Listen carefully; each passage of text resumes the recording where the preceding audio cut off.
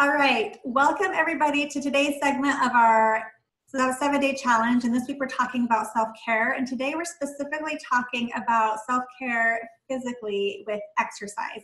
And I'm super excited. As you can probably see already, we have a very special guest with us today. I'd like to welcome Sherrie Shepherd with us.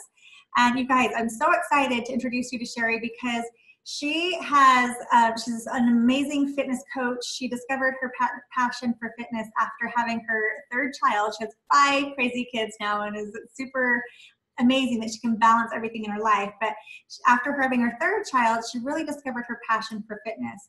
And she's been working in the fitness industry for the past 4 years. She really likes lifting, yoga, and just since 2005, her favorite thing obviously is running, which you'll get to hear about when she shares with us. But since 2005, Sherrie has ran 21 full marathons. You guys do not half marathons like we see here, these 5Ks, full marathons, 1 ultra marathon, which I'm not even sure what an ultra marathon is. So you'll have to tell us about that, Sherrie. 1 triathlon, countless half marathons and other races. She's a member of the Utah running race team. Sherrie has an AFAA certified fitness instructor.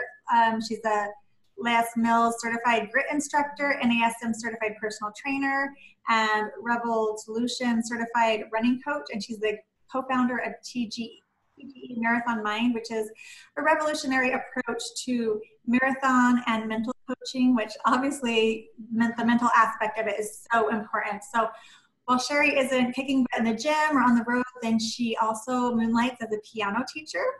And she's a professional accompanist with New Age piano recording artist.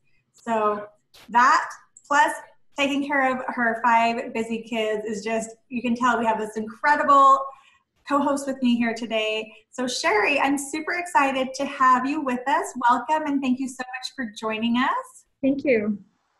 Okay, so our audience, as you know, we're learning about self-care and physically, so we're really excited to hear some of your best tips.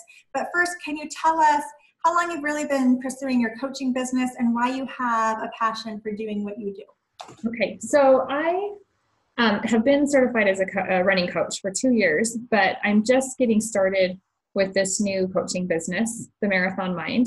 I have 3 friends, so there's 4 of us total that are coaching together in this business, and it's really we're just brand new, just starting out. We actually haven't even launched quite yet, but we're just starting out with some coaching. Some of my clients were kind of funneling into the business.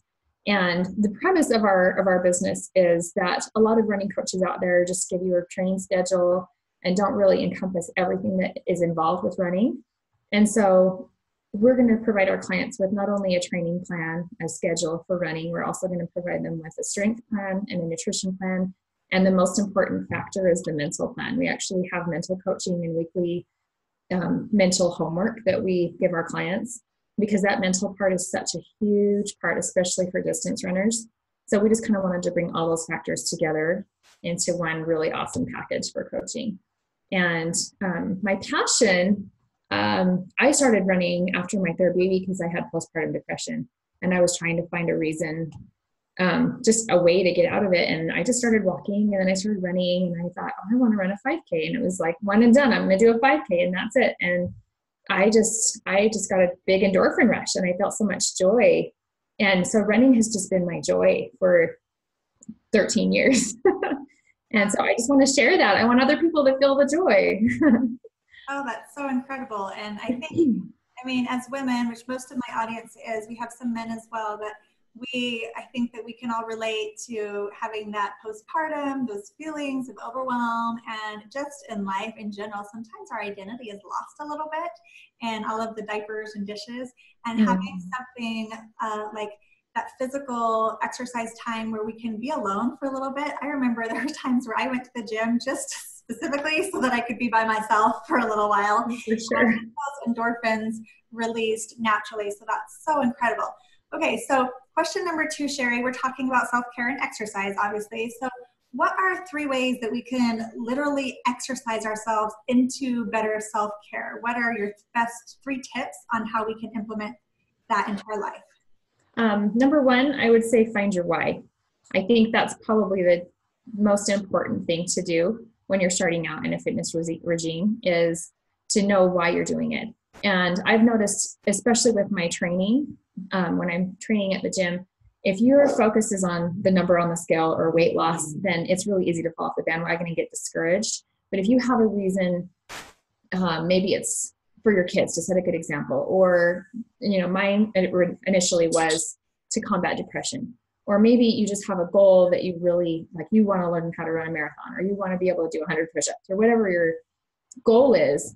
Have a reason, have a kind of a deep down in your heart reason that you're doing it, beyond the aesthetics and beyond what the scale says. And then number 2 is, I forgot what I was going to say. Let me think about that for a minute. All right, I'll give you number 2. I'll go ahead. Oh, sorry, what? I really like that part about finding your why, because it's so crucial. And even all of the business mentoring that I do, if you have a strong enough why, you can figure out any how. And sometimes people have these goals, but they don't really know why they're attached to them. So when it gets hard, or they're tired, or life is busy, then it's really easy to let that goal slide away. And the scale can be so deceiving. I don't even think I have a single scale in my house, because there can be so much that goes into it, with muscle mass and weight loss and just even bone density. So exactly. I just don't think that's really a good measurement. There's so many other ways to measure performance. So my number 2, I remembered, is to find something that you love to do. All that matters is that you're moving your body. I really believe a lot in movement for health, and not only just for fitness, but for overall health and healing. I absolutely believe that the body can heal itself. And so if you find something that you absolutely love to do, for me, it's running. I really enjoy lifting. Some people really like to lift weights. Some people like to do Zumba and dance. Some people like to just go up in the mountains and go for a hike. Whatever that is, find something that you really look forward to do, because then you're going to continue doing it. If you dread it every time, you're not going to stick with it. So that's my number 2. And then my number 3 is have a routine.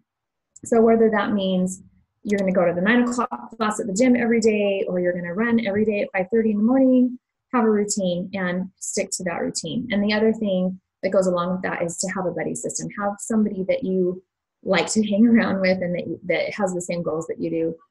And knowing that you have somebody that's waiting for you to show up, you're going to more likely show up. Oh, I love it. Yeah, I really like what you said about finding something that you love to do, because there are some people that, they love running, and there's other people, I'm not personally one of them that loves running. I've tried it, and maybe I just need to run a little bit further. But as I joked with you before, runner's high, I think, is a myth. Like, you have to be high to like it or something. Oh, I think it's real. But I have a whole group of women that they go running, and I know that I feel phenomenal after I've gone running. I just don't necessarily enjoy the process, so it makes it harder. But when I find something that I do like hiking or walking or yoga, or I actually like step aerobics. I think it's super fun. Oh, I do too. So then it's something that you're excited to do. There's more pleasure in that. And just the act of moving your body creates energy. So if you want more energy, which I think most everybody I talk to nowadays is craving, then movement is super important in that. My kids even watch this little Bow on the Go. Have you heard that? Like, if you move with me, it gives you energy. Or like, if you go to a Tony Robbins event, he makes everybody stand up and jump, just because movement changes the energy in your body, and it's so important. So finding a way something that you love doing. And then I really like that third point that you made about making it a routine. If it's not a routine, it's so easy just to have it not happen, because for that spare hour and a half in your day to fit in exercise, it probably is not going to happen. But if you have a set routine in place, and it's easy, it's just a natural part of your day and your process, and having that accountability partner is so important.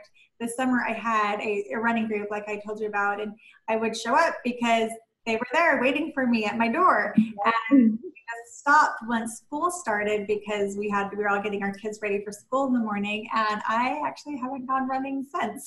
Oh dear. So I'm like, I need to do that again. So I actually just talked to my neighbor, and I'm like, okay, we need to start going again. We changed the time, and we figured it out, so that we can get that movement happening. So that's super, super important, having that accountability. So I love all of these tips. Thank you so much. And Sherrie, what are some of the ways that exercise really benefits us? What happens to our physiology? Well, first of all, I think the obvious one is you get healthier. I mean, you grow muscles, muscle helps, you get stronger, you burn fat. And so your body, you have more energy. So there's like the physical part of it. Also on the flip side of the physical part of it is you improve your circulation and you improve your immune system. I absolutely believe that exercise helps with your body's healing, like I said before, healing from just, viruses or sickness. And like, I totally believe in sweating it out, but also the mental and emotional side of it. You've heard about the endorphin rush, and I do believe in the runner's high for sure. But I'm sure it's accurate. I personally have never ran hard enough or fast enough, but I'm committed to trying to do that. But if you just get your heart rate up and get that blood pumping, you just feel good about yourself. You feel accomplished, you feel happy, and I do believe those endorphins do get fired up in that brain. And so you do get some joy, and I absolutely believe in exercise as a form of antidepressant. If you're down or blue, I feel like movement, getting outside of the house and getting that heart rate up really helps with your mental well-being. And I think the possibilities are endless. I really can't think of a single downside to exercise. Yeah. I think it's just good. It's just, you feel good, you feel happy, you feel strong, you feel healthy, you have energy. Yeah, so exactly. Just move.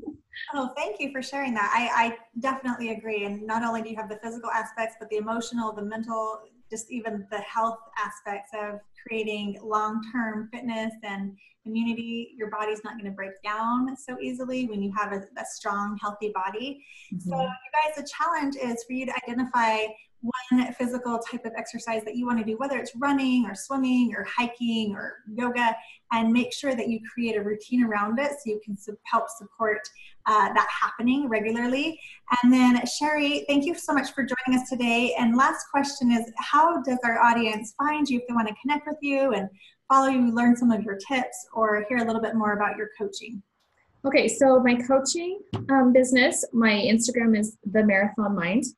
On Facebook, it's The Marathon Mind, and then our website is themarathonmind.com. And then my personal running page is piano.runner, and you can find me any of those places. And if you have questions about coaching, just go to either Instagram or Facebook and send us a message. All right. Well, thank you so much for joining us today. And everybody, good luck on having a healthier self-care around your physical activity so that you can feel better and just be better.